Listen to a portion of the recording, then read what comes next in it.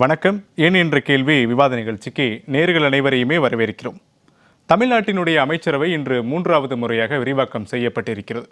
விடுதலை சிறுத்தைகள் கட்சி மற்றும் இந்திய யூனியன் முஸ்லீம் லீக் கட்சிகளை சேர்ந்த தலா ஒரு சட்டமன்ற உறுப்பினர்கள் இன்று தமிழக வெற்றிக் கழகத்தினுடைய அமைச்சரவையில் பங்கேற்றிருக்கிறார்கள்.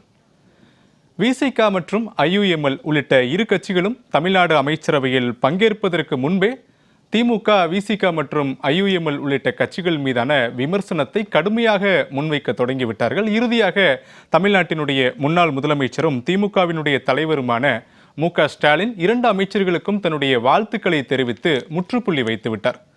ஆனால் திமுகவிலிருந்து விசிக மற்றும் IUML வெளியேறுவது அவருடைய தனிப்பட்ட உரிமை, சுதந்திரமும் கூட. ஏன் திடீரென திமுக கடுமையான சொற்களை பயன்படுத்தி திமுகவினுடைய ஆதரவாளர்களோ அல்லது திமுகவை சார்ந்து இருக்கக்கூடிய மூத்த தலைவர்களோ இரு கட்சிகளையும் விமர்சிப்பதற்கான காரணம் எங்கிருந்து இந்த நிலைப்பாடு எடுக்கப்படுகிறது என்பது குறித்து விவாதிப்பதற்காக தான் இன்றைய ஜெயா பிளஸ் அரங்கம் கூடியிருக்கிறது. ஜெயா பிளஸ் இன்று விவாதத்திற்கு எடுத்திருக்கக்கூடிய தலைப்பு தமிழக வெற்றிக் கழக அமைச்சரவையில் பங்கேற்று இருக்கக்கூடிய விசிக தொடங்கிய வார்த்தை போர், இதுவா திமுகவின் சமூக நீதி என்ற தலைப்பில் அடுத்த 1 மணி நேரங்கள் விவாதங்கள் நடைபெற இருக்கிறது. முன்னதாக நான் நேயர்களுக்கு விருந்தினர்களை அறிமுகம் செய்து வைத்து விடுகிறேன்.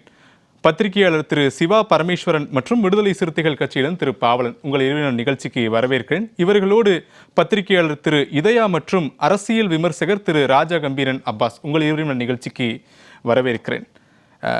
சிவா பரமேஸ்வரன் சார் உங்ககிட்ட இருந்தே தொடங்கலாம்னு நினைக்கிறேன்.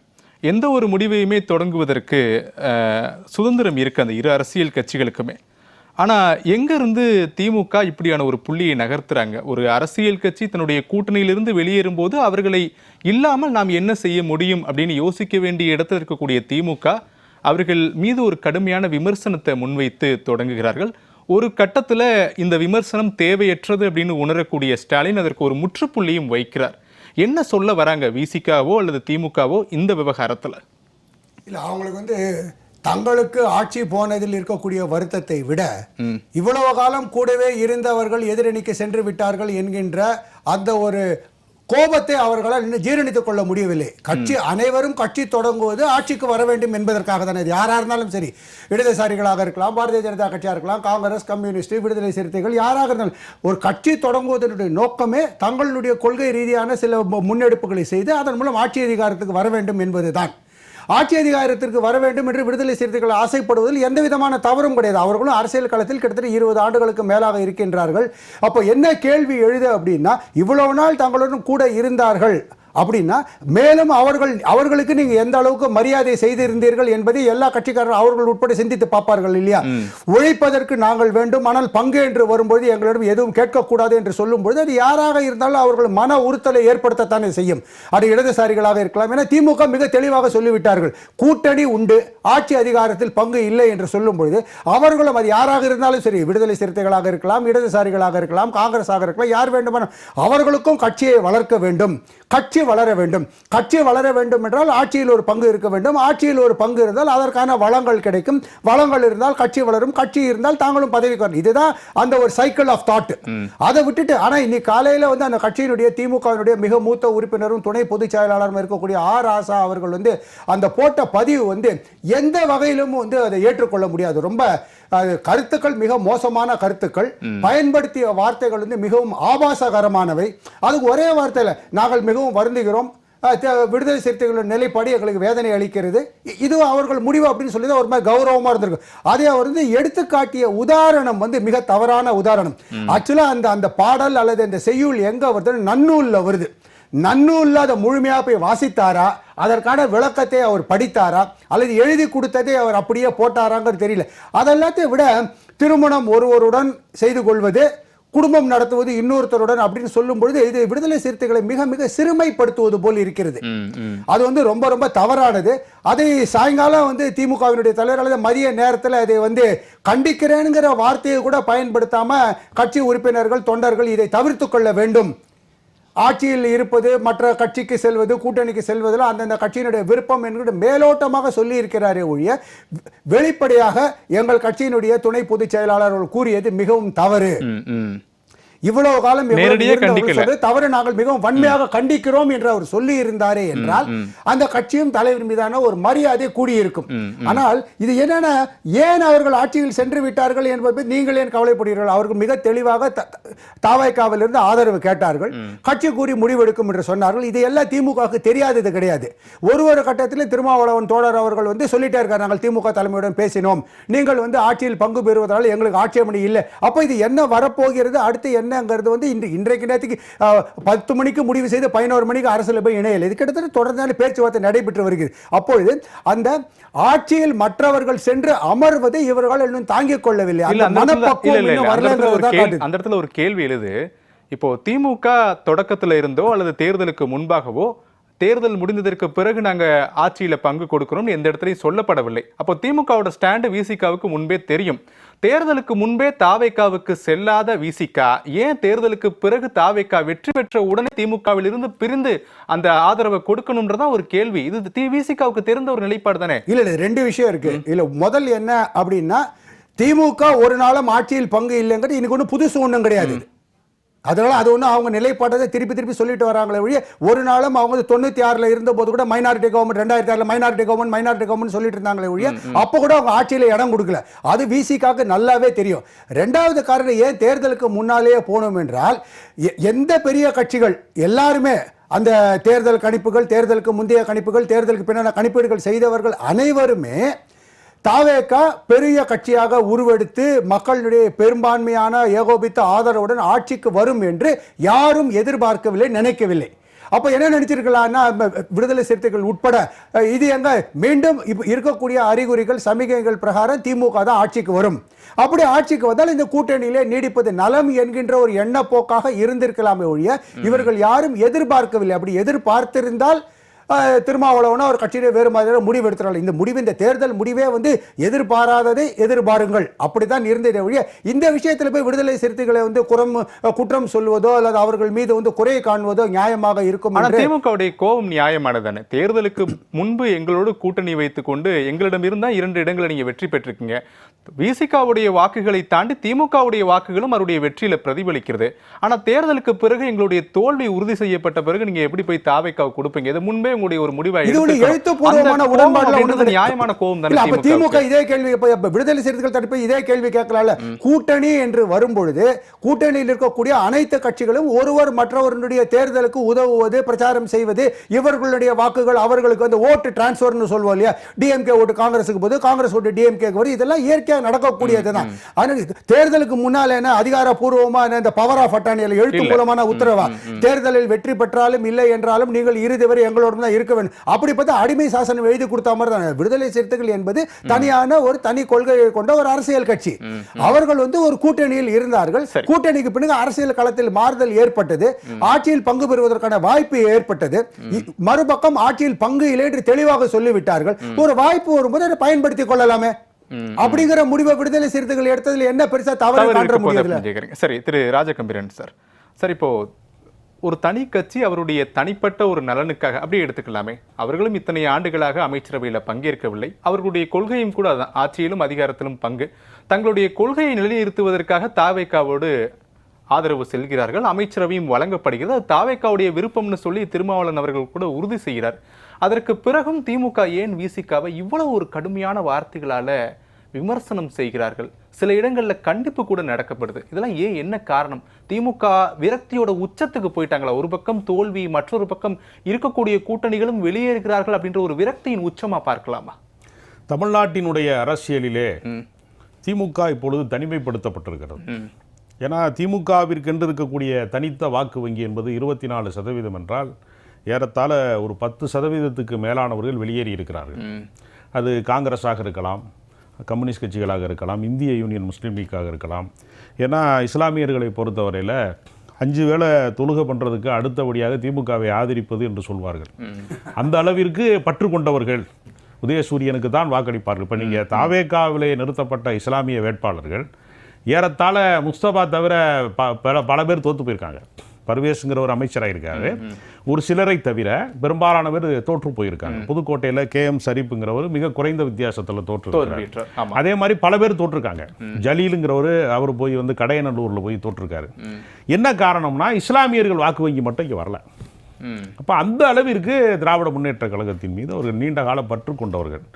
அப்போ இதெல்லாம் இந்த கணக்கெல்லாம் அவங்கள எதிர் திசையிலே போகிறது. இப்போ என்னென்னா தாவேக்கா ஏதோ ஒரு 108 சீட் வரைக்கும் வந்துட்டாங்க. ஆனாலும் அவர்களுக்கு பொலிட்டிக்கல் இமேஜ் கிடையாது.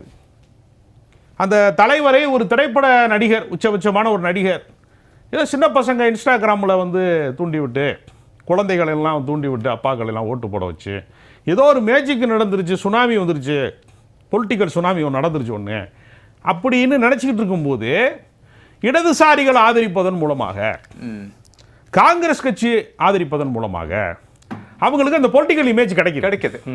காங்கிரஸ் செல்கிறதுனா வெறும் 5 MLA போறாங்கிறது அல்ல, மதச்சார்பின்மை என்கிற கோட்பாடு அந்த இமேஜ் அவங்களுக்கு போகுது. இடதுசாரிகள் போகிறார்கள் என்றால் அங்கே 2 MLA இந்த கம்யூனிஸ்ட் கட்சிக்கு, இந்திய கம்யூனிஸ்ட் கட்சிக்கு 2 MLA, மார்க்சிய கம்யூனிஸ்ட் கட்சிக்கு 2 MLA, அந்த 4 MLA கணக்கு அல்ல. அங்கு பாட்டாளி வர்க்கத்தினுடைய, தொழிலாளர் வர்க்கத்தினுடைய பிரதிநிதித்துவம் அங்கே செல்கிறது. அது மாதிரி விசிகா செல்கிறது என்றால் தலித் வாக்கு வங்கி தான் இந்த ஆட்சியவே மாற்றியது. இந்த ஆட்சி மாற்றத்துக்கு மிகப்பெரிய அடித்தளமாக இருக்கிறவர்கள் யாருன்னு பார்த்தீங்கன்னா தலித் வாக்கு வங்கி தான். அது திசை மாறியது தான் இந்த ஆட்சியை வந்து ஆட்டங்காண வைத்து விட்டது திமுகவை, புதிய ஆட்சிக்கு வழிவகுத்து விட்டது. அப்போ இந்திய யூனியன் முஸ்லீம் லீக்கும் போகிறது என்று சொல்லுகிற போது சிறுபான்மை நலனுக்கான அந்த அடையாளம் அவருக்கு வந்து விடுகிறது. இப்போ சிறுபான்மை மக்களினுடைய காவலன் நான் தான் என்று திமுக நெடுங்காலமாக அதை சொல்லிக்கிட்டே இருக்காங்க. அப்போ இந்த இமேஜ் மொத்தமும் வந்து விஜய்க்கு போகிற போது, விஜய் வந்து ஏதோ ஒரு அதிர்ஷ்டத்தில் வந்துட்டாருங்க, ஏதோ ஒரு திடீர் மாற்றத்தில் நிகழ்ந்துருச்சுங்கிறத தாண்டி அவருக்கு அரசியலிலே ஒரு நம்பகத்தன்மை வாய்ந்த ஒரு கூட்டணி வாய்த்திருக்கிறது. தேர்தலுக்கு பிந்தைய கூட்டணி தான். தேர்தலுக்கு முந்தைய கூட்டணிக்கு அவர் எவ்வளவோ பேருக்கு அழைப்பு விட்டாரு, யாருமே பனையூர் பக்கம் போகல, நெற்றுப்பட்டு கட்சி கூட போல. ஆனா இப்ப திமுகவை தவிர எல்லா கட்சியும் போயிருச்சு. ஒரு தலைகீழ் மாற்றம் நிகழ்கிறது. அப்ப இவங்க என்ன யோசிக்கிறாங்கன்னா, மறுபடியும் நம்ம அடுத்த நாடாளுமன்ற தேர்தலுக்கு வருகிற போது காங்கிரஸ் கூட இல்ல, கூட்டணி இல்ல, மைனாரிட்டி ஓட்டு திரும்ப அப்படியே கண்டினியூ ஆயிருமான்னு தெரியல, இடதுசாரிகளும் இல்லை, விசிகா இல்லை, அப்படிங்கிறப்போ ஒரு வெற்றிடம் நிலவுகிறது திமுகவுக்கு. திமுக பல தோல்விகளை கண்ட இயக்கம், தோல்விகளை வந்து துச்சமென தூக்கி எறிந்து மேலே வளர்ந்த இயக்கமும் கூட. ஏன்னா எமர்ஜென்சியை பார்த்தவர்கள், எம்ஜிஆரை பார்த்தவர்கள், மிகப்பெரிய வசீகரம், இதைவிட பெரிய வசீகரங்களை சந்தித்தவர்கள். ஜெயலலிதா அம்மா ஆட்சியில் இருக்கிற போதெல்லாம் மிகப்பெரிய அளவில் வந்து அவங்க வந்து ஃபைட் பண்ணியிருக்காங்க. அப்போ பல களங்களை கண்டவர்கள் என்ற போதும் ஒரு தலைமுறை இடைவெளி விழுந்திருக்கிறது. இப்போ இது வெறும் அரசியல் கட்சியின் வெற்றி கிடையாது. நீங்க அதுதான் இங்கே சிக்கலே. திமுக தோற்றா அண்ணா திமுக வரும், அண்ணா திமுக தோற்றா திமுக வரும். இருதுருவ அரசியல். ஒரு நதிக்கு 2 கரைகளை போல திமுகவும் அண்ணா திமுகவும் இருந்துச்சு. இந்த பக்கம் நீச்சல் அடிச்சு அங்கே போவாங்க, அந்த பக்கம் நீச்சல் அடிச்சு இங்கே வருவாங்க, தாய் கழகத்தில் இணைகிறேன்பாங்க, சண்டை வந்துச்சுன்னா. இப்ப இருதுருவ அரசியல் உடைக்கப்பட்டு 3வது சக்தி முதன்மை சக்தியாக மாற்றப்பட்டு விட்டது. இந்த 3வது சக்தி முதன்மை சக்தியாக மாற்றப்படுகிற போது ஏற்கனவே எதிர்க்கட்சி வரிசையில் இருந்த அதிமுக 3வது இடத்துக்கு தள்ளப்பட்டு விட்டது. இதெல்லாம் யாரும் எதிர்பார்க்கவில்லை. பாரம்பரியமாக அரசியல் செய்கிறவர்கள், நீண்ட கால அரசியல் பயணத்தில் இருக்கிறவர்கள் யாரும் இப்படி தான் ஒரு ரிசல்ட் வரும் அப்படிங்கிறத யாரும் எதிர்பார்க்கல. ஒரு சில பத்திரிகையாளர்கள் நண்பர் இதே மாதிரி ஒரு சிலர் தான் தாவேக்காவுக்கு வாய்ப்பு இருக்கு வாய்ப்புன்னு சொல்லும் போது இவங்களெல்லாம் வந்து இந்த சாம கோடாங்கி மாதிரி தான் நான்லாம் பார்த்தேன். நான்லாம் வரையெல்லாம் நம்பவே இல்லை. நடராத்தில் ஏதோ ஒரு கோடாங்கி குறி சொல்கிறான்ற மாதிரி தான் நாங்கள் பத்திரிகையாளராகவே பார்க்கல, பல பேர், நான் உள்பட. ஆனால் அது நடந்துருச்சுங்கிறப்ப இப்போ நம்ம வந்து அவரை பழைய இமேஜில் பார்க்க முடியல என்னால். அப்போ இந்த மாற்றம் என்பது வந்து திமுகவுக்கு பெரிய ஏமாற்றமாக இருக்கிறது. அதனால அந்த கோபத்தை அவர்கள் சமன் செய்ய முடியாம, ஏன்னா இந்த அடுத்த ஜனநாயக போருக்கான அந்த தோழமை கட்சிகள் இல்லை, அவங்களுக்கு தனிமைப்படுத்தப்பட்டிருக்காங்க. ஆனாலும் திமுகவை பொறுத்தவரையில் என்ன நீங்கள் தனிமைப்படுத்தினாலும் அதுக்கு ஒரு பெரிய கட்டமைப்பு இருக்கிறது, அதற்கென்று ஒரு பெரிய ஜனநாயக மாண்பு, ஒரு தொடர்ச்சி இருக்கிறது. அவங்க ஃபைட் பண்ணுவாங்க, அதுக்காக சோர்ந்துட மாட்டாங்க. இப்போ திமுகவுடைய ஆதரவாளர்கள்லாம் என்ன சொல்கிறாங்க, கட்சி தொண்டர்கள்லாம், இந்த தோழமை கட்சிக்கு கொடுத்த சீட்டை பூரா திமுக காரனுக்கே கொடுத்துருந்தா நாங்கள் ஜெயிச்சு காட்டியிருப்போம். அப்போ இந்த திமுக வந்து என்ன ஆயிடுச்சுன்னா, மிக நீண்ட கால பாரம்பரியம் கொண்டவர்கள், ஒவ்வொரு மாவட்டத்திலையுமே 40 வருஷம் மாவட்ட செயலாளர் இருக்குது, 35 வருஷமாக ஒரு ஒன்றிய செயலாளர் இருக்குது. இதெல்லாம் மாற்றப்படாமல் இருக்கும்போது புதிய இளைஞர்கள் உறுப்பினர்களாக தான் சேர்க்க முடியுமே தவிர, இப்போ நீங்கள் ஏடிஎம்கே ஆட்சியில் சுழற்சி இருந்தது அதிகாரத்தில். திடீர்னு சாமானியர்களை வந்து ஒரே ராத்திரியில் வந்து திடீர்னு காலையில் நமது எம்ஜிஆர் பார்க்கும்போதோ இல்லை நம்ம தொலைக்காட்சியை பார்க்கும்போதோ ஒருவர் மாவட்ட செயலாளர்லேருந்து விடுவிக்கப்பட்டார், புதிதாக ஒருத்தர் அந்த இடத்துக்கு வந்துட்டாருங்கிறதெல்லாம் நடக்கும். அதிகார சுழற்சி வந்து அதிமுக நிகழ்ந்து கொண்டே இருந்தது. திமுகவில் அது கிடையாது. திமுகவில் வந்து அதிகார மாற்றம் என்பது ரொம்ப நீண்ட இடைவெளியில் தான் நடக்கும். அப்போ ஒரு தலைமுறை அரசியல் மாறிவிட்டது. அப்போ இதை எதிர்கொள்வதற்கு அரசியல் கட்சிகள் ஏறத்தாழ நிலை குலைந்திருக்கிறது. எல்லா விரக்தியோட உச்சம்தான் திமுக இத்தகைய கருத்துக்கள்லாம் வெளிப்படுறதெல்லாம் அப்படின்னு தான் நம்ம புரிஞ்சுக்கணும். அதாவது விரக்தின்னு நான் சொல்ல மாட்டேன், கொஞ்சம் எமோஷனலாக அணுகுறாங்க. அந்த கட்சியினுடைய தலைவர் ஸ்டாலின் அவர்கள் வாழ்த்து தெரிவிக்கிறாரு தோழமை கட்சிங்கிற முறையில். ஆனால் தொண்டர்களுடைய மொழிலாம் வாழ்த்து தெரிவிக்கிற மொழியில் வசவா இருக்கு, வேறு கோணத்தில் நேரு விரோதமாக இருக்கு. ஆராசா போன்றவர்கள்லாம் மேடை நாகரிகம் தெரிந்தவர்கள், பெரியாரிய சிந்தனை பேசக்கூடியவர்கள், முற்போக்கு சிந்தனை உள்ளவர்கள். அவர்கள் கிட்டத்தட்ட திராவிடர் கழகத்திலிருந்து வந்தவர். ஆமா, அவர் ஒரு ஆணாதிக்க சிந்தனையோடு பூ முடித்தது ஒரு இடத்துல, வாழ்ந்தது ஒரு இடத்துல எல்லாம் எழுதுறதுலாம் ரொம்ப அநாகரிகத்தின் உச்சம். அவர் கலீல் ஜிப்ரான் கவிதையை மேற்கோள் காட்டி பேசக்கூடிய நாகரிகம் பெற்றவர் இவ்வளவு தரந்தாழ்ந்து விட்டாரா? தலைமை கழக பேச்சாளருக்கும் கீழே போயிட்டாரா? சிவாஜி கிருஷ்ணமூர்த்தி இடத்த பிடிச்சிட்டாராங்கிற அளவுக்கு எழுதிட்டார். அப்புறம் அந்த பதிவை நீக்கிட்டாரு. இருந்தாலும் அவருடைய உயரத்துக்கு, அவருடைய ஆளுமைக்கு ஒரு இழுக்கு அது. இதை வந்து செய்திருக்க கூடாது என்பது என் கருத்து. சரி, ஓகே. திரு பாவலன், திமுக சிந்திய ரத்தமும் வேர்வையும் தான் விசிகாவுடைய வெற்றியே உரித்தாக்கப்பட்டிருக்கிறது. தேர்தலுக்கு முன்பு ஆர்எஸ்எஸ்னுடைய குழந்தைகள் அப்படின்னு விஜய் விமர்சிக்கப்பட்ட நிலையில தேர்தலுக்கு பிறகு மீண்டும் அதே நிலைப்பாட்டை எடுத்திருக்காங்க. அப்போ ஆர்எஸ்எஸ் உடைய குழந்தையா விசிகாவும் மாறுகிறதா அப்படின்ற ஒரு கேள்வியும் முன்வைக்கிறாங்க. திமுகவோடு சித்தாந்த ரீதியில கட்டமைக்கப்பட்ட விசிகா ஏன் இப்போது ஒரு பதவிக்காக திமுகவிலிருந்து வெளியேறுகிறதா அப்படின்ற ஒரு கேள்வியும் பொதுவெளியில ரொம்ப அழுத்தமா முன்வைக்கப்படுது. உங்களுடைய கருத்து? இந்த கேள்வி அபத்தமானது. விடுதலை சிறுத்தைகள் கட்சியுடைய வளர்ச்சியை கண்டு பொறுக்காதவர்கள், அடிவயிறு எரியக்கூடியவர்கள் தான் இப்படி ஒரு ஒரு பதவிக்காக நாங்கள் வந்து அணிமாறுறோம்ன்ற ஒரு அவதூறை கட்டமைக்கிறாங்க. விடுதலை சிறுத்தைகள் கட்சிக்கு ஒரு நீண்ட நெடிய பாரம்பரியம் இருக்கிறது, எங்களுக்கு ஒரு தொலைநோக்கு பார்வை இருக்கிறது. தமிழ்நாட்டு அரசியல் களத்தில் கொள்கை சார்ந்து, கோட்பாடு சார்ந்து கிட்டத்தட்ட ஒரு 35 ஆண்டுகளுக்கு மேலாக சமூக மாற்றத்திற்காக போராடி வரக்கூடிய ஒரு மாபெரும் ஒரு பேரியக்கம் தான் விடுதலை சிறுத்தைகள் கட்சி. இன்றைக்கு தாவேக்காவோடு இந்த அமைச்சரவையில் இடம்பெறுவது என்பது காலத்தின் கட்டாயம். விடுதலை சிறுத்தைகள் கட்சியுடைய வந்து முதன்மையான நோக்கம் என்பது ஆட்சியிலும் பங்கு, அதிகாரத்திலும் பங்கு. இந்த அதிகாரத்தில் பங்கு என்பது வெளிநிலை மக்களுக்கானது, ஏழை எளிய மக்களுக்கானது. விடுதலை சிறுத்தைகளுடைய முகம் என்பது சாதாரண சாமானிய ஏழை எளிய மக்களுக்கான முகம்தான். ஆகவே தமிழ்நாட்டில் ஒரு கூட்டணி ஆட்சி உருவாக வேண்டும் என்பது அந்த ஒரு நீண்ட கால எதிர்பார்ப்பு இன்றைக்கு நிறைவேறிக்கிறது. இதைத்தான் நீங்கள் தலைவர் வந்து நேற்று கூட வந்து ஊடகவியலாளரை சந்திக்கும் போது அந்த கருத்தை முன்வைத்தார். எங்களுக்கு திமுகவோடு எந்த விதமான கருத்து மாறுபாடோ வேற எதுவும் இந்த இடைப்பட்ட நேரங்களில் எந்த முரண்பாடும் இல்லை. ஆனால் இது வந்து திமுகக்கு அப்பாற்பட்டு சில சக்திகள் வந்து எங்களை வந்து விமர்சிப்பது தான் வந்து ஏற்றுக்கொள்ள முடியாது. ஒரு 108 இடங்கள் வந்து தாவேக்காருக்கு தமிழ்நாட்டு மக்கள் கொடுத்திருக்காங்க. ஆட்சி அமைப்பதற்கு ஒரு 10 இடங்கள் தேவை. ஆனால் அந்த 10 இடங்களையும் தாவேக்கா தரப்பிலிருந்து எங்கிருந்து பெறுகிறார்கள் என்பதுதான் இந்த இடத்துல நம்ம ஒரு முதன்மையா பார்க்க வேண்டிய தேவை இருக்குது. அவங்க நினைச்சிருந்தா அதிமுகவை போய் சந்திச்சு கேட்டிருக்கலாம், பாமக கேட்டிருக்கலாம், ஒரே ஒரு இடம் வந்த பாஜக கேட்டிருக்கலாம், அம்மா மக்கள் முன்னேற்ற கழகத்தில் கேட்கலாம். ஆனால் அங்கேயெல்லாம் கேட்காம ஒரு மதசார்பற்ற அணியை உருவாக்க வேண்டும் என்கின்ற தொலைநோக்கு பார்வையோடு காங்கிரஸ் வந்தோன்னு சேர்த்துக்கிட்டாங்க. அதுக்கப்புறம் அவங்க யார் அணுகிறாங்க? விடுதலை சிறுத்தைகள் கட்சியும் இடதுசாரிகள் மட்டும்தான் அணுகிறாங்க. நீங்க வாங்க எங்களுக்கு ஆதரவு கொடுங்கன்னு சொல்லி கடிதம் அனுப்புறாங்க, தொடர்ந்து பேசிக் கொண்டிருக்கிறாங்க. இப்ப நாங்க வந்து விசிகா வந்து தாவேக்காருக்கு ஆதரவு கொடுக்கலன்னு வச்சுக்கோங்களேன், அவங்க அதிமுக பக்கமும் ஆதரவு வாங்கல அப்படின்னா என்னவாகும்? ஆட்சி அமைக்க முடியாது, மறுதேர்தல் வரும், கவர்னர் ஆட்சி வந்துடும். கவர்னர் ஆட்சி வருது தமிழ்நாட்டிற்கு உகந்ததா, ஏற்புடையதா? இல்லை.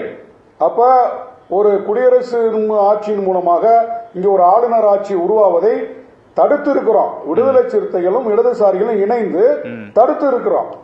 ஒரு ஜனநாயகத்தை நாங்க வந்து காப்பாற்றக்கூடிய, கடமையாற்றக்கூடிய ஒரு வாய்ப்பு கிடைச்சிருக்கு. அந்த அடிப்படையில் தேர்தலுடைய முடிவுகளுக்கு நான் குறுக்கிடுறேன். தேர்தலுடைய முடிவுகளுக்கு பிறகு விசிகா தலைவர் திருமாவளவன் அவர்களுடைய ஸ்டேட்மெண்ட் நீங்க சொன்ன இதே கருத்து தான். குடியரசுத் தலைவருடைய ஆட்சியோ கவர்னருடைய தலையீடோ தமிழ்நாட்டிற்குள் வந்துவிடக் கூடாது என்பதற்காக நிபந்தனையற்ற ஆதரவை நாங்கள் தாவேக்காவுக்கு வழங்குகிறோம், அதே நேரத்தில் திமுகவோடு எங்களுடைய கூட்டணி தொடர்கிறது அப்படின்னு அழுத்தம் திருத்தமா சொல்லிவிட்டு இப்ப அமைச்சரவை என்று வரும்போது திமுகவுடன் கூட்டணி இல்லை அப்படின்றது உறுதியாகிறது.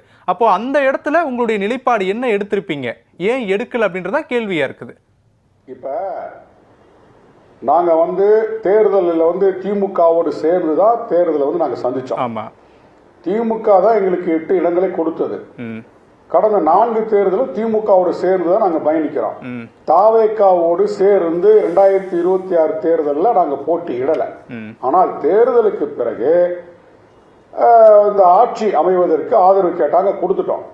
அன்கண்டிஷனா ஆதரவு கொடுத்துட்டோம். ஆனால் அமைச்சரவையில் இடம்பெற சொல்லி தாவேக்கா தரப்பில் இருந்து தான் எங்களுக்கு வேண்டுகோள் விடுக்கப்பட்டது. நாங்க உங்களுக்கு ஆதரவு கொடுத்துட்டோம், எங்களுக்கு அமைச்சரவையில் வாய்ப்பு கொடுங்கன்னு ஒரு காலம் நாங்க கேட்கவே இல்லை. அவங்க என்ன நினைக்கிறாங்கன்னா, அவங்க ஏற்கனவே சொன்னது மாதிரி தாவேக்கா ஆட்சி அமையும் போது ஒரு கூட்டாட்சியா இருக்கும், ஆட்சி அதிகாரத்தில் கூட்டணி கட்சிகளுக்கு ஆதரவு அளிக்கக்கூடிய கட்சிகளுக்கு அதிகாரத்தில் பங்கு கொடுக்கிறோம், அமைச்சரவையில் பங்கு கொடுக்கிறோம், தேர்தலுக்கு முன்னாடி அவங்க கொடுத்த வாக்குறுதி. அதை நிறைவேற்றும் வகையில் தான் எங்க தலைவரை சந்தித்து அதாவது நன்றி சொல்வதற்கு மாண்புமிகு முதலமைச்சர் விஜய் அவர்கள் எங்களை தேடி நன்றி சொல்ல வந்த போது கூட எங்க தலைவர்கிட்ட சொன்ன வார்த்தை அமைச்சரவையில் இடம்பெறுங்கன்னு சொல்லிட்டு போனார். அதுக்கப்புறம் தொடர்ந்து அந்த கருத்தை அவங்க தரப்புல வலியுறுத்தினாங்க. 2 நாட்களுக்கு நேற்றைய முன்தினம் ஆதவ அர்ஜுனா எங்க தலைவர் நேர சந்திச்சு அமைச்சரவையில் பங்கு பெறுங்கன்னு சொன்னாங்க. இப்படி தமிழ்நாட்டில் ஒரு ஆளுகின்ற அரசு அமைச்சரவையில் இடம்பெறுங்கன்னு வழியை கேட்கும் போது அதை எப்படி நம்ம உதாசீனப்படுத்த முடியும்? இல்ல பாவலன், திரு பாவலன், என்னோட கேள்வி என்ன அப்படின்றது, இல்ல பாவலன் என்னுடைய கேள்வி என்ன அப்படின்றது, திமுகவோடு சித்தாந்த ரீதியில விசிக ஒன்றுபட்டிருக்கக்கூடிய கூட்டணி இல்ல பாவலன், திரு பாவலன், இல்ல ஒரே ஒரு குறுக்கீடு இல்ல பாவலன், திமுகவோடு விசிக சித்தாந்த ரீதியிலாக ஒன்றிணைந்திருக்கக்கூடிய கூட்டணி தாவேக்கா ஆட்சிக்கு நாங்க நிபந்தனையற்ற ஆதரவை கொடுக்கிறோம் அப்படின்னு சொன்னதோட தாவேக்கா ஆட்சி காப்பாற்றப்பட்டு விட்டது. நீங்க சொன்னது போல குடியரசுத் தலைவர் ஆட்சி வந்துவிட போவதில்லை, ஆளுநருடைய தலையீடு இருக்க போவதில்லை, இந்த ஆட்சி தொடர்ந்திருக்கலாம், திமுகவோட உங்களுடைய கூட்டணியும் தொடர்ந்திருக்கலாம். தவறு தாவேக்கா எடுக்கப்படும் போது வெளியிலிருந்து நீங்க நிபந்தனையற்ற கட்சியாக இருக்கக்கூடிய விசிக எதிர்குரலை கொடுத்திருக்கலாம். இப்ப எந்த சூழ்நிலையுமே இல்லாம போச்சு இல்லையா? ஒரு பக்கம் திமுக சித்தாந்த ரீதியிலான கூட்டணி உடைந்து விட்டது, மற்றொரு பக்கம் எதிர்குரலை எடுக்க முடியாத அளவுக்கான ஒரு நிலைக்கு விசிக சென்று விட்டது. இதுதான் என்னுடைய கேள்வி. இந்த நிலைமை ஏன் வந்துச்சு விசிகாவுக்கு? அப்போ தாவேக்கா ரொம்ப அழுத்தம் கொடுத்தாங்களா? அதனுடைய வெளிப்பாடு தான் அமைச்சரவையில் விசிக 2021 இருந்து 2026 வரை 5 ஆண்டுகள் திமுக ஆட்சி இருந்தது. நாங்க அந்த ஆட்சியில 4 சட்டமன்ற உறுப்பினர் இருந்தோம். எந்த இடத்திலும் திமுகவை நாங்கள் கண்டிக்காம இருந்திருக்கோமா? திமுக ஆட்சியில் நடைபெற்ற தவறுகளை நாங்க கண்டிச்சிருக்கோம், கேள்வி கேட்டிருக்கோம், சட்டசபையில கேள்வி கேட்டிருக்கோம், பொதுவெளியில நாங்க கண்டன குரல், ஆர்ப்பாட்டம், போராட்டம். திமுகவோடு கூட்டணியில் இருந்தாலும் திமுக அரசை வேண்டுகோள் விடுத்து கண்டன குரல் எழுப்பி நாங்க ஆர்ப்பாட்ட போராட்டம் விசிக சார்பில் தனியா நடத்திருக்கோம், இடதுசாரி கட்சிகள் தனியா நடத்திருக்காங்க. அதே நிலைப்பாடுதான் இன்றைக்கு தாவேக்காவில் தொடரும். இந்த ஆட்சி நல்லாட்சியாக இருந்தால் நாங்கள் தட்டி கொடுப்போம், தவறு செய்தால் தட்டி கேட்போம். ஏன்னா விசிக என்பது ஒரு தனித்துவமான கட்சி, எங்களுக்கு ஒரு தனித்தன்மை இருக்கிறது, யாரோடும் சேர்ந்து கரைந்து போக மாட்டோம். எந்த இடத்துல இருந்தாலும் எங்கள் கொள்கை கோட்பாடோடு தான் நாங்கள் பயணிப்போமே தவிர வாய்ப்புகளுக்காக நாங்க எந்த இடத்துல நாங்க சரண்டர் ஆகி அடிபணிஞ்சு எங்களுடைய கொள்கைகளை மாற்றி போறது கிடையாது. நாங்க அந்த நிலைப்பாட்டில் நாங்க உறுதியா இருக்கிறோம். ஏங்க 108 தொகுதி ஜெயிச்சிட்டாங்க, என்ன செய்யலாம்? இப்ப நாங்க ஆதரவு கொடுக்கல, ஆட்சி அமைக்க முடியல, குடியரசுத் தலைவர் ஆட்சி வந்துருச்சுன்னா அந்த பழி யாருக்கு காலம் பூரா என்ன வரும்? தமிழ்நாட்டு மக்கள் யார் மேல பழி போடுவாங்க? இந்த பாருங்க, தாவேக்கா போய் வலியை சந்திச்சு விசிகாவட்டையும் இடதுசாரி ஆதரவு கேட்டாங்க, அவங்க கொடுக்காதனால ஒரு அரசாங்கம் அமைக்க முடியல, பழிச்சொல் வருமா இல்லையா? இல்ல சார், இல்ல திரு பாவலன், இல்ல பாவலன் இல்ல நீங்க இப்பயும் நீங்க வேற கோணத்துல பேசுறீங்க. நான் என்ன கேக்குறேன் அப்படின்னா, தாவேக்காவுக்கு நீங்க ஆதரவு கொடுத்து விட்டீங்க, ஆட்சி காப்பாற்றப்பட்டு விட்டது, அதற்கு பிறகு திமுகவோடு ஏன் கூட்டணியை உடைக்க வேண்டிய கட்டாயம் விசிகாவிற்கு வருகிறது? அது அந்த ஒரு அமைச்சர் அப்படின்ற இலக்கு தான் திமுக விசிக அந்த கூட்டணி உடைவதற்கான காரணமாகவும் அமைகிறது. திமுக கூட்டணியை நீங்க தொடர்ந்து இருக்கலாம் இல்லையா? இப்போ நீங்க அமைச்சரவையில இடம் வாங்கி விட்டீர்கள், வாங்கினதுனாலே திமுக விசிக கூட்டணி அதிகாரப்பூர்வமாக உடைந்ததுன்னு தானே அர்த்தம்? இருங்க, அதுக்கு நேற்று எங்க தலைவர் விளக்கம் கொடுத்திருக்காரு. அதாவது நாங்க வந்து அமைச்சரவையில் பங்கெடுக்கிறோம். இந்த கேள்விக்கு திமுக கூட்டணியிலிருந்து வெளியேறுகிற அந்த கேள்விக்கு நான் பிறகு பதில் சொல்லுகிறேன் என்று சொல்லிட்டாரு. கண்டிப்பா வந்து பதில் சொல்லுவாரு. ஆனால் அதாவது நடைமுறையிலிருந்து பார்க்கின்ற போது அணிமாறி இன்னொரு கட்சியோடு இணைந்து அமைச்சர்கள் பங்கெடுத்தால் ஏறக்குறைய அப்படிதான் பொருள் படும். அதற்கு எங்க தலைவர் வந்து விளக்கம் கொடுப்பதற்கு தயாராக இருக்கிறார். அதே சமயத்துல திமுக ஒரு வலிமையான கட்சி, அதுல மாற்று கருத்துல உங்களுக்கு நல்லாவே தெரியும், கட்டமைப்பு உள்ள கட்சி. அது வந்து விசிக வெளியேறினா, இடதுசாரிகள் வெளியேறினா, காங்கிரஸ் வெளியேறினா அந்த கட்சி ஒன்னும் பலவீனமாய் போது சரிஞ்சிட போறதில்ல, சாய்ந்திர போறதில்ல. அந்த கட்சிக்குன்னு ஒரு நிலையான வாக்கு வங்கி இருக்கு, ஒரு கட்டமைப்பு இருக்கு. அதனால வந்து இந்த பதற்றம் வந்து தேவையில்லாத பதற்றம். இன்றைக்கு கூட ஆராசாவும் அந்த RS பாரதியும் சொன்ன கருத்துக்கள்லாம் மிகப்பெரிய ஒரு கொந்தளிப்பை உருவாக்கி இருக்கிறது. அதனால வந்து நாங்க வெளியேறிட்டோம், அதனால திமுக வந்து எதிர்காலம் இல்லை அப்படின்னா சொல்லக்கூடாது. அவங்க சொல்லல எதிர்காலம் இல்லைன்னு அவங்க எந்த இடத்துலயும் குறிப்பிடல, இந்த காலகட்டத்தில் பின்வாங்கல. சரி, ஓகே. திரு இதயா, தீய சக்தி அப்படின்னு விமர்சிக்கப்பட்ட கூட்டணி திமுகவுடைய கூட்டணி. விஜய் அவர்களுடைய பரப்புரையில பட்டி தொட்டியவங்க ஒரு வார்த்தை சென்றுச்சு அப்படின்னா அது தீய சக்தி தான். சிறுவர்கள் கூட இன்ஸ்டாகிராம் பக்கத்துல தீய சக்தின்ற வார்த்தையை உச்சரிச்சு ஒவ்வொரு வீடியோவா போட்டுட்டு இருப்பாங்க. அவ்வளோ ஒரு பிரபலமான ஒரு வசனமும் கூட. அப்படி விமர்சிக்கப்பட்ட ஒரு கூட்டணியில இருந்து சில எம்எல்ஏக்களை அழைத்து தாவேகா தன்னுடைய ஆட்சியை காப்பாற்ற வேண்டிய கட்டாயம் ஏன் எழுகிறது? இது தெரியும், இருந்தாலும் உள் காரணம் என்ன? இன்னும் வேறு விஷயங்களை செய்திருக்கலாம். முன்பு பாவலன் குறிப்பிட்டது போல ஒன்று. இரண்டாவது, தாவேகா மீது விசிகாவில் இருக்கக்கூடிய தலைவர் தொல் திருமாவளவனோ அல்லது இப்போது அமைச்சராக இருக்கக்கூடிய வன்னியரசோ கடுமையான ஒரு குற்றச்சாட்டுக்களை எல்லாம் முன்வைத்திருந்தாங்க. RSS உடைய குழந்தைகள் தான் தாவேகா அப்படின்ற ஒரு விமர்சனங்கள்லாம் முன்வைக்கப்பட்டது. இப்படி கடுமையான விமர்சனத்திற்கு பிறகும் கூட இப்போ அமைச்சரவை வரைக்கும் அவர்களுக்கு இடம் வழங்குவதற்கான வாய்ப்பு என்ன? இல்லை, முதல்ல வந்து இவங்களுக்கு வந்து மெஜாரிட்டி கிடச்சிருந்தா இவங்களெல்லாம் திரும்பி கூட பார்த்துருக்க மாட்டார் விஜய். அது ஒரு முதல் பாயிண்ட்டு. அப்போ அவருக்கு ஆட்சியை தக்க வைக்க வேண்டிய அவசியம். எல்லாரும் சொன்னாங்க ஒருவேளை விஜய் வந்து இப்போ திரும்ப ரிசைன்மெண்ட் நின்னா 2/3 மெஜாரிட்டியில் ஜெயிச்சிருவாரு அப்படின்னு கூட சொன்னாங்க. இதெல்லாம் வந்து பேசுறதுக்கு நல்லா இருக்கும். ஆனால் திரும்ப களத்தில் இறங்கி திரும்ப விஜய் இத்தனை பிரச்சாரத்துக்கு பாதி நாள் கட்டடிச்ச மாதிரி தான் பிரச்சாரத்துக்கு வந்தார். அப்போ அது மாதிரி திரும்ப ஒரு முயற்சி, திரும்ப வேட்பாளர் பட்டியலை அனௌன்ஸ் பண்ணி இதெல்லாம் நடைமுறை சாத்தியமில்லை. அது ரெண்டாவது அந்த பிஜேபி இதில் இடையில் என்ன ஸ்டாண்ட் எடுப்பாங்கன்னு தெரியாது. 6 மாதத்துக்கா 1 வருஷத்துக்கா பிரசிடென்ட் ரூலை போட்டாங்கன்னா அதற்கப்புறம் இவன் திரும்ப தொடர்ந்து அரசியல் பண்ணுற அளவுக்கு விஜய் வந்து அவ்வளோ நீளமான அரசியலை செய்வாரா அப்படின்றதெல்லாம் வந்துச்சு. ஏன்னா அவர் கடைசி நேரத்தில் மட்டும்தான் வந்தார் ஃபீல்டுக்கு. 3 வருஷத்துக்கு முன்னாடி கட்சி தொடங்கியிருந்தால் கூட கடைசி நேரத்தில் தான் அவர் ஆக்டிவ் ஆனார். அதுலேயுமே நிறையா மாற்றல் பிரச்சார மாறுதல்கள்லாம் வந்துகிட்டே இருந்துச்சு. 3 ஊர் போடுவாங்க, 2 ஊர் தான் போவார், பேச மாட்டார், அப்புறம் ரத்துன்னு வரும், இதெல்லாம் இருந்துச்சு. அதனால் அது அப்படிப்பட்ட நிலைமையில் திரும்ப ஒரு தேர்தலை சந்திக்க தாவேகா தயாரில்லை. அப்போ அடுத்து என்ன பண்ணணும்? தனக்கு ஒரு ஆதரவுக்கு ஆள் பிடிக்கணும். அது எங்கேருந்து நீங்கள் பிடிக்கணும் அப்படின்னா என்டிஏட்டிருந்து இல்லைன்னாங்க.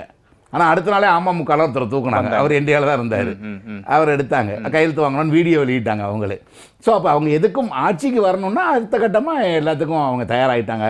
ஒரு அரசியல் கட்சியாக, இயல்பான அரசியல் கட்சியாக தாவேகாவும் மாறிடுச்சு அப்படின்றதுல நமக்கு எந்த மாற்று கருத்தும் இல்லை. இது கீற்றுன்னு என்ன சொன்னாலும் ஒரு அரசியல் கட்சி என்பது அதிகாரத்தை நோக்கி தான், எந்த அரசியல் கட்சியாக இருந்தாலும்.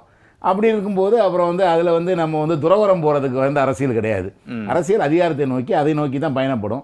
அப்போ வந்துட்டார். அப்போ அதுக்கு அடுத்தமாக அவருக்கு தேவை எங்கேருந்து எடுக்கணும் அப்படிங்கும்போது இவர்கள் இங்கே தமிழ்நாட்டை பொறுத்தளவில் இப்போ வந்து நீங்கள் ஆளும் கட்சியாக இருக்க திமுகலையோ அதிமுகலையோ நீங்கள் மந்திரி சபையில் இடம் கொடுத்தீங்கன்னா அவர்களெல்லாம் ஏற்கனவே அமைச்சர்களாக இருந்தவர்கள் ஊழல் குற்றச்சாட்டுகள் இருக்கும், அது இருக்கும். அந்த இது இல்லாதப்போ நீங்கள் வந்து கம்யூனிஸ்ட்டுகள், விடுதலை சிறுத்தைகள் அந்த அதிகாரத்தில் இல்லாதவர்கள், நீங்கள் அவங்களுக்கு மேலே ஊழல் குற்றச்சாட்டு சொல்ல முடியாது. அப்போ ஒரு தூய சக்தின்னு சொல்கிறவர் அந்த மாதிரி ஆளுகளை பொறுக்கி எடுத்துக்கலாம் அப்படின்னு பார்க்குறாரு. அந்த மாதிரி கட்சிகள் நம்ம இது வரைக்கும் அதிகாரத்தில் இல்லாத கட்சிகள். காங்கிரஸ் வந்து 67 போன கட்சி. அதற்கப்புறம் அவர்கள் இத்தனை வருஷம் கழிச்சு, ஏறக்குறைய ஒரு 59 வருஷம் கழிச்சு தான் திரும்ப வந்து வராங்க. அப்போ இருந்த அரசியலர்கள் குற்றச்சாட்டுக்கு ஆளாகாமல் இருந்தாங்க. ஒருவேளை ஒரு சில ஆளாகி இருந்தால் கூட அவர்கள் இப்போது இல்லை. அப்போ இன்றைக்கி தமிழ்நாட்டில் அவர்களும் யாரை கொண்டு வச்சாலும் ஒரு ஃப்ரெஷராக தான் இருப்பார் இந்த கவர்மெண்ட்டை பொறுத்தவரை. அப்போ அவர் மேலே ஊழல் குற்றச்சாட்டு இருக்காது. ஸோ இப்போ அதுதான் அதிமுகவை கைவிட்டு இவர்களை வச்சுக்கொள்ளலாம். இவங்களை வச்சுக்கிட்டோம்னா இது வரைக்கும் அவர்கள் அதிகாரத்தில் இல்லை, நீங்கள் ஏற்கனவே ஊழல் செஞ்சவரை வச்சுருக்கீங்கன்ற குற்றச்சாட்டு வராது அப்படிங்கிற அடிப்படையில் இவங்க எடுக்கிறாங்க.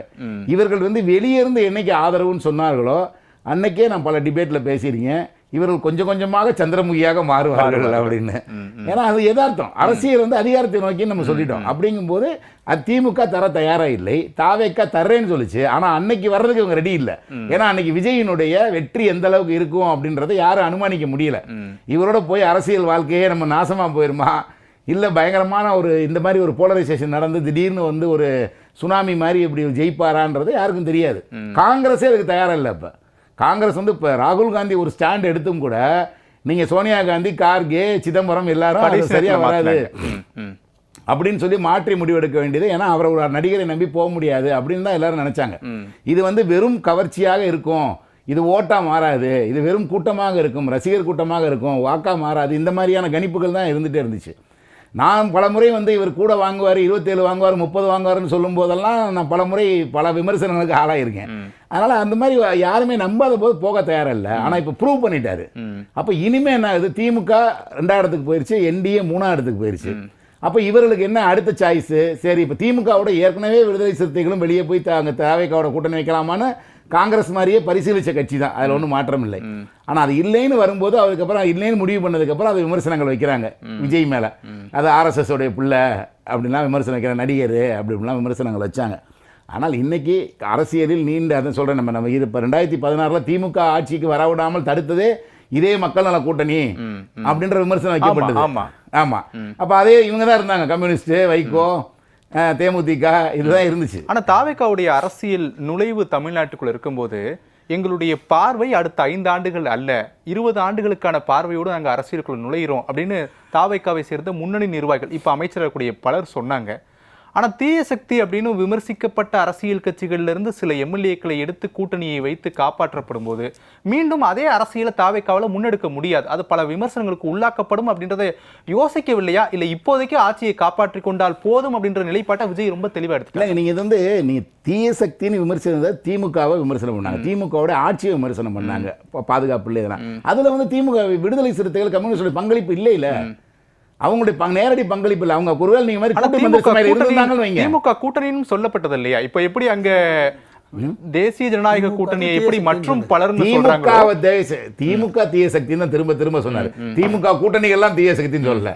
அவர் காங்கிரஸ் வர்றதுன்னு ரொம்ப விரும்பினாரு விஜய், அதை எப்படியாவது எடுத்துறணும்னு பார்த்தாரு. அப்ப கூட காங்கிரஸ் அங்கேயே தேங்கும் போது உண்மையான காங்கிரஸ் என் பக்கம் வந்துருச்சு. ஆமா, தூத்துக்குடி கூட்டத்தில் பேசினார். ஆமா, அப்படிலாம் பேசினாரு. அதனால வந்து அவர் வந்து திமுகவே தான் தீய சக்தின்னு பேசினாரே தவிர அந்த கூட்டணி கட்சிகள் மேல விமர்சனம் வைக்கல. இன்னும் சொல்ல போனால் அவர்கள் தங்கள் பக்கம் வரணும்னு விரும்பினார், ஆசைப்பட்டார். அது வந்திருந்தா அப்பயே போயிருந்தா ஒருவேளை ஸ்வீப் ஆயிருக்கும். அது அப்படி ஆக விடாம போனது பெரும்பான்மை கிடைச்சிருக்கும். அப்ப இது வந்து இவர்களுக்கு வந்து அந்த தயக்கம் இருந்தனால காங்கிரஸ்ல ஆர்ஜி ஒரு ஸ்டாண்ட் எடுக்கிறாரு, அதை தாண்டி அது தடுக்கப்பட்டது அங்க. அப்படி இருக்கும்போது அப்படி முன்னாடி அவங்க போயிருந்தாங்கன்னா அது பெரு வெற்றியா விஜய்க்கு மாறி இருக்கும், ஒரு தோற்றமே பெர்செப்ஷனே மாறி இருக்கும், இன்னும் அதிகமான தொகுதிகள் வந்திருக்கும்.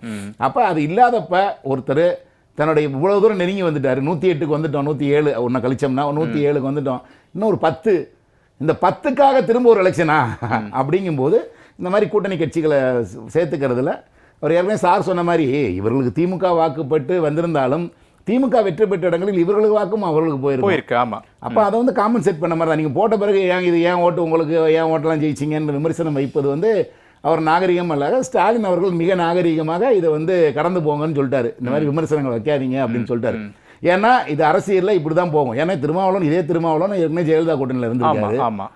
அதனால அதை சொல்ல திமுகவை எதிர்த்து சில கூட்டணிகள்லாம் உருவாக்கப்பட்டது. ஆமா, இதே திமுகவும் பாஜகவோட இருந்திருக்கு ஏற்கனவே. அதனால இதெல்லாம் வந்து அரசியல்ல அதிகாரத்தை நோக்கி தான் அதனுடைய பயணம் இருக்கும். அந்த அதிகாரத்தை நோக்கிய ரூட்டை எப்போ வேணாலும் எப்படி வேணாலும் எடுப்பாங்க. அது வந்து விமர்சனத்துக்கு உள்ளாகலாம். ஆனால் அதுதான் அந்த ஒவ்வொரு கட்சிக்கும் அதுதான் இலக்கா இருக்க முடியும். சரி, ராஜகம்பீரன் சார் இதை சொல்ல விரும்புனீங்க குறிப்பிட்டு. அதாவது திமுகவை வந்து மிக கடுமையாக விமர்சித்ததில் திருமாவளவனுடைய தொடக்க கால அரசியல்லாம் மிக கடுமையான விமர்சனங்கள்லாம் உண்டு. அது பின்னால் அவர் மாற்றிக்கொண்டார் அப்படி அவருடைய அரசியலை. இதில் என்னன்னா திமுக மீது இந்த அரசாங்கத்தின் மீது அதிருப்தி இருந்ததை அதிகார அறுவடை செய்ய வேண்டிய அதிமுக பல குழுக்களாக பிரிந்து கிடந்தது, பல அணிகளாக பிரிந்தது. ஓபிஎஸ் போய் திமுகவில் சேர்ந்துட்டாரு, செங்கோட்டையன் போய் தாவேக்காவில் சேர்ந்துட்டாரு, இந்த பக்கம் சசிகலா அம்மையார் தனியாக வந்து பேசிக்கிட்டு இருந்தாங்க ஒரு பக்கம். நீங்கள் வந்து பல குழுக்களாக பிரிந்தது. டிடிவி தினகரன் ஒரு தனி கட்சி நடத்தினார். இதையெல்லாம் ஒருங்கிணைக்கப்பட்டிருந்தால் தாவேகா இவ்வளவு பெரிய வலிமையை பெற்றிருக்குமா? ஏன்னா திமுக ஒரு தீய சக்திங்கிற டயலாகே ஏடிஎம்கேயோட டயலாக். ஆமா ஆமா ஆமா. அவர்களுடைய சொந்த சரக்கு அது கிடையாது. அப்ப அதிமுகவினுடைய பலவீனம் தான் விஜயினுடைய பலம். அவர் தன்னை எம்ஜிஆராக கருதி கொள்வதற்கு, ஒரு மிகப்பெரிய சக்தியாக மாறுவதற்கு அவர் அதிமுக ஃபார்முலாவில் தான் வந்து ஜெயிச்சிருக்கிறாரு. ஆட்சியை மட்டும் திமுக பாணியில் நடத்தணும், மதச்சார்பற்ற அந்த முற்போக்கு கூட்டணிக்கான அந்த இமேஜோட நடத்தணும் அப்படின்னு நினைக்கிறார். அதனால அதிமுக திமுக இரண்டையுமே தாவேகா விழுங்கி விட்டதுன்னு கூட சொல்லலாம். பாதிக்கு மேல விழுங்கி விட்டது, மிச்சம் இருக்கு கொஞ்சம். மறுபடியும் இந்த கட்சிகள் வந்து தங்களை வந்து மீட்டு உருவாக்கம் செய்து கொள்கிறார்களா, உயிர்ப்பித்துக் கொள்கிறார்களா, அரசியலில் என்ன நிலைப்பாட்டை நோக்கி நகரப் போகிறார்கள் என்பதை பொறுத்து தான் தாவேகாவின் எதிர்காலம் இருக்க போகுது. சிவா பர்மிஷன் சார், இப்போ ஒரு பக்கம் விசிகா, கம்யூனிஸ்ட் கட்சிகள், அதே போல ஐயுஎம்எல் இவர்களோடு பேச்சுவார்த்தை நடத்தக்கூடிய அதே நேரத்தில் சார் முன்பு சொன்னது போல இன்னொரு பக்கம் ஏடிஎம்கேல இருந்து பிளவு ஏற்படக்கூடிய ஒரு 25 எம்எல்ஏக்களையும் தாவேகா ஒரு ஆல்டர்னேட்டா பயன்படுத்திக்கிட்டே இருந்தாங்க இந்த அரசை கட்டமைப்பதில். ஸோ விஜய் ஒரு முழு அரசியல்வாதியாக மாறிவிட்டார் அப்படின்றத புரிஞ்சுக்கலாமா? ஏன்னா முன்பு நம்ம பேசும்போது கூட விஜயனுடைய கவர்ச்சி, விஜயனுடைய அலை தான் இந்த தேர்தலில் முழுவதுமாக அவங்களுடையக்கான ஒரு வெற்றியை உறுதி செஞ்சிருக்கு அப்படின்னு சொல்லப்படுது அழுத்தம் திருத்தமாக. அப்போ விஜய் இந்த தேர்தலுக்கு பிறகு ஒரு அரசியல்வாதி அப்படின்ற தன்மையை முழுசாக அவர் ஏற்றுக்கொள்ள ஆரம்பித்து விட்டார் அப்படின்னு புரிஞ்சுக்கலாமா? ஏன்னா இனி வரக்கூடிய காலங்கள் அதை பொறுத்து தான் அமைய போகுது. அதனால இந்த கேள்வி. இல்லை, அவர் முழு அரசியல்வாதியாக மாறிவிட்டாரா, புரிந்து கொண்டு விட்டாரா என்பதற்கெல்லாம் அப்பாற்பட்டு நான் எப்படி பார்க்குறேன்னா, ஒரு குவிக் கிராஸ்பிங் இருக்குது. அதாவது ஒரு விஷயத்தை சொன்னால் அவரால் உடனடியாக அதை புரிந்து கொள்ளக்கூடிய ஒரு தன்மை இருப்பதாகத்தான் நான் பார்க்கின்றேன். அது அவருக்கான அந்த சுய புரிதலா அல்லது கூட இருப்பவர்களிடம் இது அரசியல் நோக்கு நீக்கு பார்வை எல்லாம் இப்படித்தான் இருக்கும், இந்த பாதையில் பயணிப்பது பாதுகாப்பானது என்பதே யாராவது அவர்களுக்கு வந்து கட்சி ரீதியாகவோ அல்லது மற்ற ஆலோசகர் மூலியமாக சொன்னால் அதை ஆக்கப்பூர்வமாக எடுத்துக்கொள்கிறார் என்பதாகத்தான் பார்க்க வேண்டியதாக. அது எந்த புள்ளியிலிருந்து பார்க்குறீங்க? நான் கேள்விப்பட்ட தகவல்கள் வரைக்கும் என்னன்னா, இந்த அதிமுக தரப்பிலிருந்து இந்த எஸ்பி வேலுமணி, சிவி சண்முகம், விஜயபாஸ்கர் போன்றவர்களை பிரிந்து சென்று ஆதரவு அளிக்கலாம்னு அந்த நிலைப்பாட்டை எடுத்து சட்டசபையில் ஆதரித்து வாக்களித்த போது கூட இப்பொழுது விஜய் நினைத்திருந்தால் சபாநாயகர் என்ன முடிவு எடுக்கிறார் என்பது வேற விஷயம், அது சரியா தவறா என்பது உச்சநீதிமன்றம் வரைக்கும் போக அதை தீர்ப்பு வரத்துக்குள்ள இந்த சட்டசபையின் ஆயுள் காலமே முடிஞ்சிடும். இதற்கெல்லாம் அப்பாற்பட்டு அவர் நினைத்திருந்தால் இந்த இரண்டு பேராக நாம் போய் ஒருத்தராக கேட்டு அவங்களோட கெஞ்சி கூத்தாடி கொண்டு இருப்பதை விட இந்த 25 பேர் சாலிடா நம்ம பக்கம் இருக்காங்க, 108 + 25 133, எந்த பிரச்சனையிலும் ஒரு முடிவு எடுத்திருக்கலாம். ஆனால் அவருக்கான கொடுக்கப்பட்டிருக்கக்கூடிய ஒரு அரசியல் ஆலோசனையோ சட்ட ரீதியான ஆலோசனையோ அதை விட இப்படி சிறிய கட்சிகளுடைய ஆதரவை பெற்றுக்கொள்வது என்பது இருவருக்குமே வந்து ஒரு நலம் பயக்கக்கூடியதாக இருக்கும் என்று அவர் கருதி இருக்கக்கூடும். அதனால யாராவது நல்ல விஷயங்கள் அரசியல் தெளிவுக்காகவும் அரசியல் ஆட்சி அமைப்பது எப்படி, அரசியல் என்பது எப்படி, அரசியலுடைய நுழிவு சுழிவுகளை புரிந்து கொள்வதில் அவர் கொடுக்கக்கூடிய அந்த விஷயங்களை உள்வாங்கிக் கொள்கிறார் என்பதை பார்க்கக்கூடியதாக இருக்கிறது. இன்னொரு விஷயம் நான் என்னன்னா நடுவில் ஆரம்பத்தை சொல்றதுக்கு விட்டு போச்சு. என்னன்னா இப்போ சமூக நீதியை நோக்கி இந்த போகிறார்கள் என்றாலும் கூட எனக்கு ஒரு சின்ன நெருடல் என்னன்னா, விடுதலை சிறுத்தைகள் உள்ள வந்திருக்கின்றார்கள், இந்தியன் யூனியன் முஸ்லீம் லீக் உள்ள வந்திருக்கிறார்கள், ஆட்சி பொறுப்பில் அவர்களுக்கு ஒரு பங்கு கொடுத்திருக்கிறார்கள் என்றாலும் கூட திருப்பி பார்க்கும் பொழுது ஒரு தலித் சமூகத்தை சேர்ந்த ஒரு அமைச்சருக்கு திருப்பி அந்த தலித் மக்களுடைய மேம்பாடு தொடர்பான அந்த ஒரு பொறுப்பு தான், அமைச்சு பொறுப்பு தான். இஸ்லாமிய அமைச்சருக்கு ஏன் வந்து இப்போ வன்னியரசு போன்றவருக்கு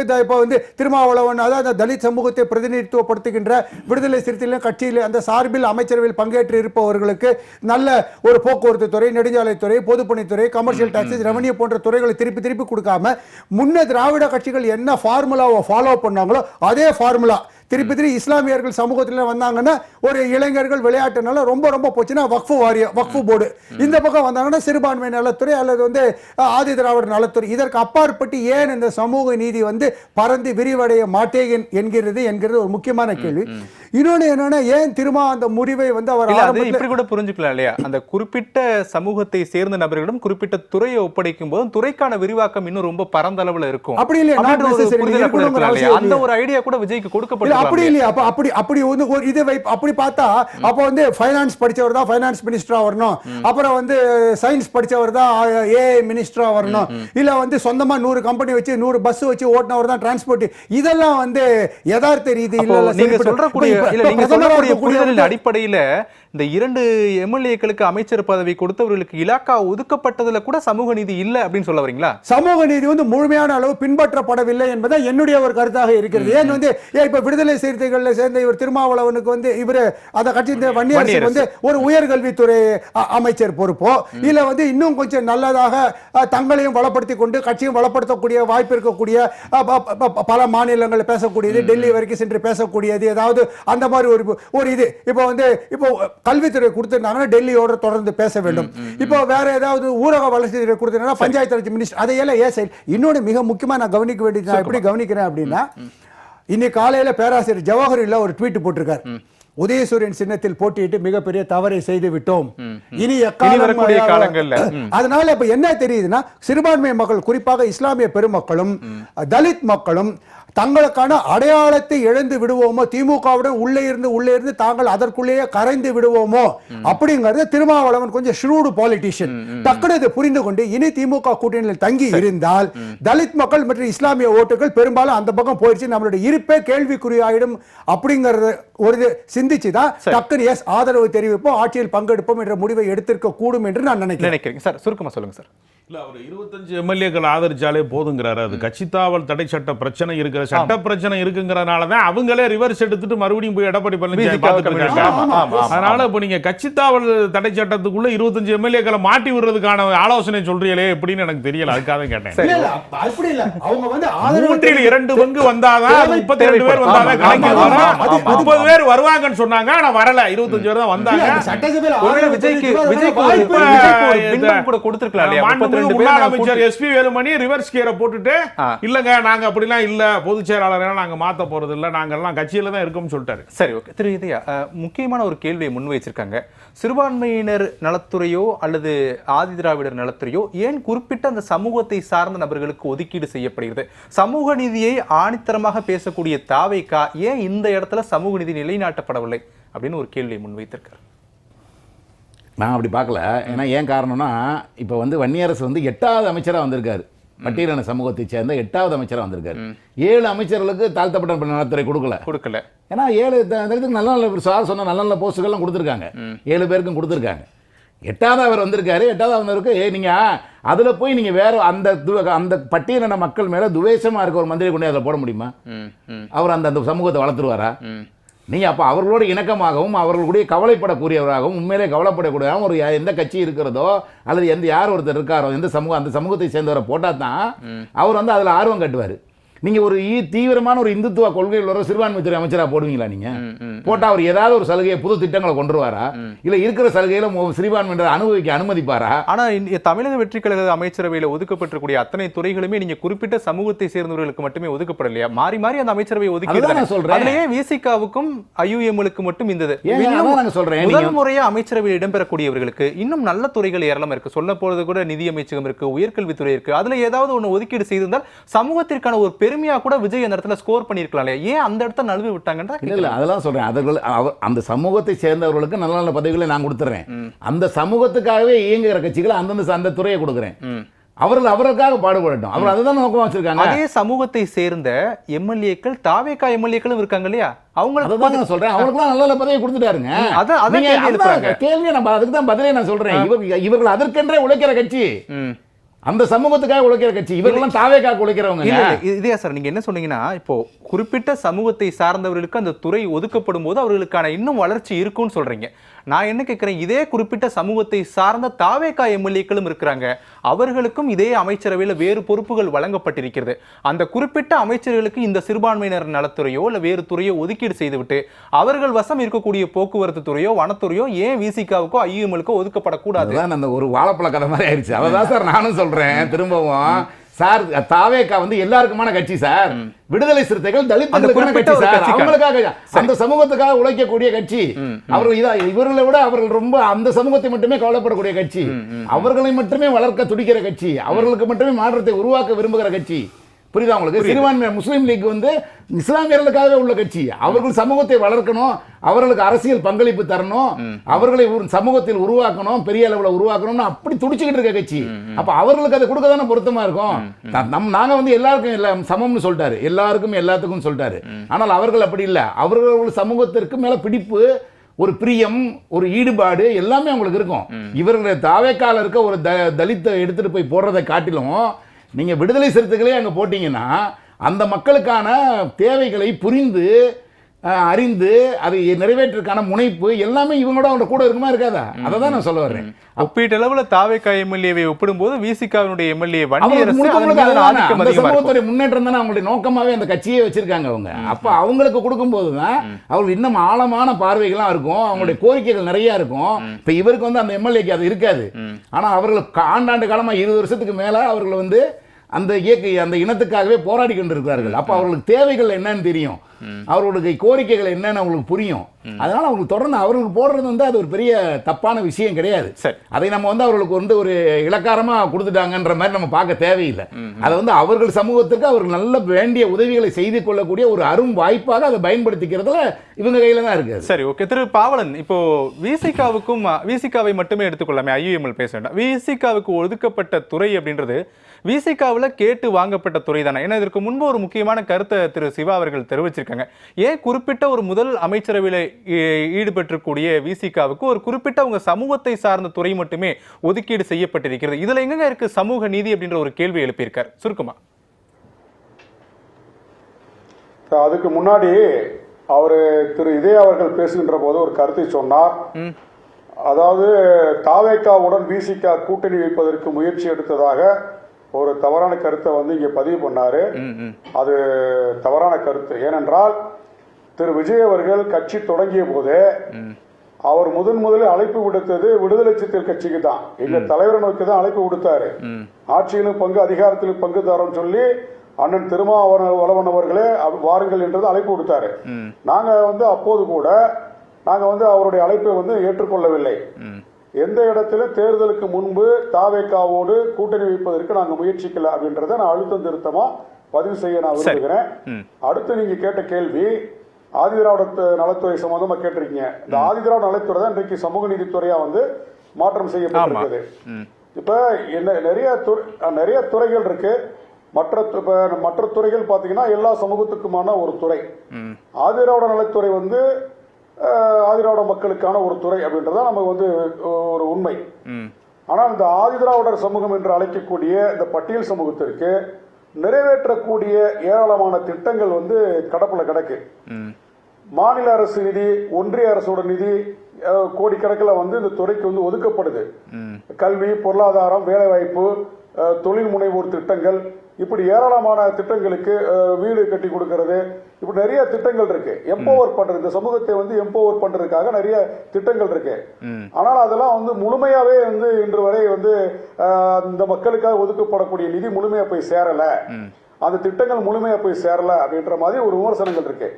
இப்போ நீங்க மேற்கோள் காட்டியது போல நாடு முழுவதும் சிதறி கிடக்கின்ற கோடானு கோடி விளிம்புநிலை சமூகமாக இருக்கக்கூடிய, உழைக்கின்ற சமூகமாக இருக்கக்கூடிய, சாமானிய ஏழை எளிய மக்களாக இருக்கக்கூடிய இந்த பட்டியல் சமூகத்து மக்களை பொருளாதார ரீதியாக மேம்படுத்துவதற்கு, அவர்களுக்கான வாய்ப்பை எல்லா தளங்களிலும் உருவாக்கி கொடுப்பதற்கு இந்த துறையை விசிக கையாண்டால், விடுதலை சிறுத்தைகள் இந்த துறையை மேற்கொண்டு கையாண்டால், வழிநடத்தினால் இது இன்னும் கொஞ்சம் சிறப்பா இருக்கும் அப்படின்னு தாவேகா தரப்பிலிருந்து முடிவெடுத்திருக்க கூடும். நாங்க வந்து திரு பாவலன், இப்போ விசிகா தரப்புல இருந்து இந்த குறிப்பிட்ட துறை தான் தங்களுக்கு வேண்டும் அப்படின்னு கேட்டீங்களா, இல்ல தாவேகா தரப்புல இருந்து ஒதுக்கீடு செய்யப்பட்ட துறையை விசிகா ஏற்றுக்கொண்டதா? இது இந்த ஒரு பதிலுக்கானது ஒட்டுமொத்த கேள்விக்குமான விடை அமைஞ்சு. நாங்க எந்த துறையும் கேட்டு பெறவில்லை. இந்த துறை தான் எங்களுக்கு வேணும், கட்டாயப்படுத்தல. ஏன்னா நாங்க அன்கண்டிஷனா வந்து ஆதரவு கொடுத்தோம். அதுக்கப்புறம் வந்து அமைச்சர்கள் இடம்பெற சொன்னாங்க. எங்க கட்சியில முன்னணி பொறுப்பாளர்கிட்ட கலந்து பேசிதான் எங்க தலைவர் நிலைப்பாடு எடுத்தாரு. சரி, அமைச்சருக்கு நாங்க இடம் போடுறோம். ஆனா எந்த துறை என்பது தாவேகா வந்து முடிவு பண்ணி. ஏன் அப்படின்னா நாங்கள் தாவேகாவோடு இணைந்து தேர்தல் போட்டியிடவில்லை. போட்டி இருந்தா கூட நாங்க விருப்பப்பட்ட தொகுதியை கேட்டு வாங்கலாம், விருப்பப்பட்ட துறையை கேட்டு வாங்கலாம்.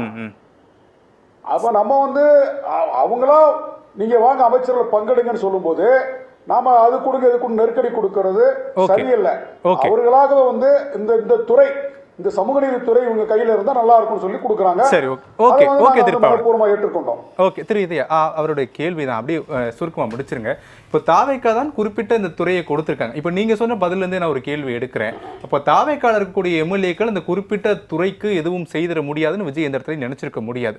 ஆனா அந்த குறிப்பிட்ட ஒரு கட்சிக்கு இந்த துறையை தான் கொடுக்க வேண்டும் அப்படின்ற ஒரு முடிவு மட்டும் எடுக்கப்பட்டிருக்காங்க. அப்போ இது பாவலன் சொல்லக்கூடிய கருத்துல இருந்து இது வேண்டுமென்றே ஒரு கட்சிக்கு இந்த துறை திணிக்கப்பட்டிருக்கிறது அப்படின்னு தானே புரிஞ்சுக்க முடியும். இல்லைங்க, அந்த திணிக்கப்பட்டதுக்கு அந்த ரீசன் நினைச்சு செஞ்சிருக்கலாமே தான் நான் சொல்ல வந்தேன். அப்போ தாவேக்கால இருக்கக்கூடிய சட்டமன்ற உறுப்பினர்கள் குறிப்பிட்ட சமூகத்தை சார்ந்தவர்கள் அந்த துறைக்கு எதுவும் செய்ய முடியாதுன்னு விஜய் நினைச்சிருக்க முடியாதுல்ல. அவர் தான் சொல்றாரு, கேட்டு சொல்லுங்க பாவலன், சுருக்கமா திரு பாவலன் சொல்லுங்க. ஒரு கட்சிக்கு இந்த குறிப்பிட்ட துறை தான் ஒதுக்கப்படும் அப்படின்ற மாதிரி நம்ம அழுத்தம் திருத்தமா சொல்ல முடியாது. ஏன்னா அப்படின்னா நாங்க கிட்டத்தட்ட வந்து தலைவர் கலைஞர் அவர்கள் ஆட்சி அதிகாரத்தில் இருக்கும்போது பட்டியல் சமூகத்தை சேர்ந்த அமைச்சர்களுக்கு வெவ்வேறு துறை கொடுங்க, ஆயுத நலத்துறைக்கு மட்டும் கொடுக்காதீங்க, கூட்டுறவுத்துறை மட்டும் கொடுக்காதீங்கன்னு நாங்க கோரிக்கை வச்சிருக்கோம். இப்ப கடந்த தேர்தல் கூட வந்து தொழிலாளர் நலத்துறைக்கு, நம்ம உயர்கல்வித்துறைக்கெல்லாம் வந்து பட்டியல் சமூகத்தை சேர்ந்தவர்கள் வந்தாங்க. இதெல்லாம் விடுதலை சிறுத்தைகள் கொடுத்த அழுத்தம் தான். சரி, இன்னைக்கு ஆராசா எங்களை விமர்சிக்கிறாரு.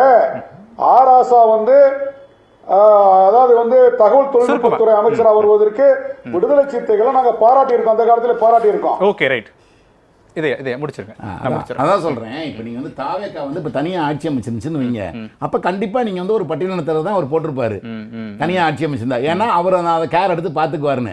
ஆனால் ஒரு கட்சியவே அழைக்கிறோம், அப்ப அவர்கள் வந்து நம்மள்ட்ட இருக்க ஒரு எம்எல்ஏ விட அந்த கட்சி இன்னும் ஆழமாக அவர் அதை பத்தி யோசிக்கும், அதை பத்தி அவர்கள் கருத்து வைத்திருப்பார்கள், அது அந்த சமூகத்துக்கு செய்யணும்னு நினைப்பாங்க. அவர்களுக்கு அந்த வாய்ப்பை கொடுத்து அந்த சமூகத்தினர் மத்தியில் அவர் இன்னும் நல்லா இருக்கட்டும் ஒரு பாராட்டுக்குரிய விஷயமா தான் அதை பார்க்கணும். பாவலன் சொல்லக்கூடியது கடந்த ஆட்சி காலங்களில் நாங்கள் வேறு துறைகளை ஒதுக்கீடு செய்யுங்கள் பட்டியலினத்தவர்களுக்கு கேட்டிருக்கோம், அதை எங்களால மட்டும்தான் செய்ய முடிஞ்சது அப்படின்னு சொல்றாரு. அப்படி இருக்கும்போது தாவேக்கா அரசும் வேறு துறையை ஒதுக்கி இருந்தா இந்த பட்டியலின சமூகத்திற்கு இன்னும் ஒரு பெரிய மதிப்பா இருந்திருக்கும் தான் என்னுடைய கேள்வி. பட்டியலின சமூகத்திற்கு கூடிய ஆதிதிராவிட நலத்துறையை நீங்க வேற ஆளுக்கு ஒதுக்க முடியாது, அவங்க சரியா செயல்படுவாங்களான்னு தெரியாது. அவங்க கட்சி அதாங்க அவங்களுக்கு தான் நியமிக்கணும், அவங்களுக்கு தான் கொடுக்கணும், கொடுத்துட்டு மத்தவங்களுக்கு கொடுக்கலாம். இப்ப நீங்க அந்த துறைக்கே ஒருத்தர் கொடுத்துட்டு அடுத்து கோவிச்ச வேற ஒரு சமூகத்தை சேர்ந்தவங்க உயர்கல்வித்துறை எல்லாம் கொடுத்தாங்கன்னு சொன்னாங்கல்ல, அந்த மாதிரி கொடுத்திருக்காங்க. அப்படி கொடுக்கிறது பாராட்டுக்குரியது. இங்கேயும் வந்து இவர்கள் ஒரு கட்சியே வரும்போது அவர்களுக்கு அதை கொடுக்கறது எனக்கு தப்புன்னு தோணவே இல்லை. ஏன்னா அவர்கள் அதை வந்து நல்லா சீரியஸா பாத்துக்குவாங்க, நல்லபடியான துறையை நடத்துவாங்க அப்படின்ற ஒரு நம்பிக்கையின் அடிப்படையில் கொடுக்கப்பட்டிருக்கிறது அப்படின்றீங்க. சரி, ஓகே. தமிழ்நாடு சட்டப்பேரவையில் அமைச்சரவை 3வது முறையாக இன்று விரிவாக்கம் செய்யப்பட்டிருக்கிறது. விசிகாவும் இந்திய யூனியன் முஸ்லீம் லீக் கட்சியும் அமைச்சரவையில் இடம்பெற்றதற்கு பிறகு திமுக கூட்டணி தனித்து விடப்பட்டு இருக்கிறது அப்படின்ற ஒரு கேள்வி எழுந்திருக்கக்கூடிய அதே நேரத்தில் திமுகவினுடைய கடும் அதிருப்தி என்பது விசிகா மற்றும் IUML கட்சிகளின் மீது விழுந்திருக்கிறது. இது குறித்துக்கு தான் நாம் இன்று 4 விருந்தினர்களோடு மிக விரிவாக விவாதத்தை முன்னகர்த்தி இருந்தோம். விவாத நிகழ்ச்சியில் கலந்து கொண்ட 4 விருந்தினர்களுக்கும் நன்றி, நேயர்களுக்கும் நன்றி. மற்றும் ஒரு விவாத நிகழ்ச்சியில் சந்திக்கலாம். நன்றி, வணக்கம்.